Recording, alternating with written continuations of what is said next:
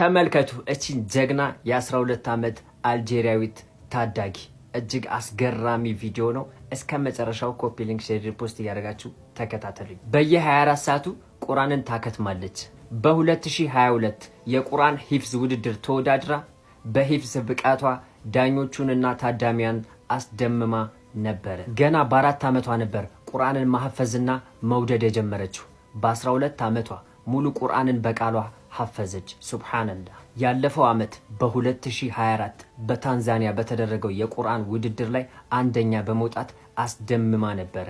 ማሻአላህ እያላችሁ ኮሜንት ላይ አስቀምጡ። ቪዲዮን ኮፒ ሊንክ ሼር ሪፖስት እያደረጋችሁ በደንብ አዳርሱት። ተመልከቱ።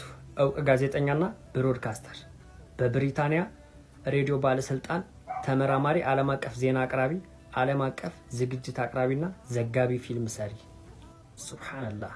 በቁርአን ውስጥ እንከንን አምጪ ብለው ልኳት እስልምናን ተቀብላ ሸሃዳን ይዛ ጉድ አስብላቸዋለች። አላሁ አክበር። እንዲህ ማለች፣ በእስልምና ውስጥ ተሸፋፍኖ የሚያልፍ ምንም ነገር የለም። እስልምና ውስጥ በመግባቴ እጅግ በጣም ደስተኛ ነኝ ብላለች። ሙስሊም የሆናችሁ በሙሉ አላሁ አክበር እያላችሁ ቪዲዮን ኮፒ ሊንክ ሼር ሪፖስት እያደረጋችሁ በደንብ አዳርሱት።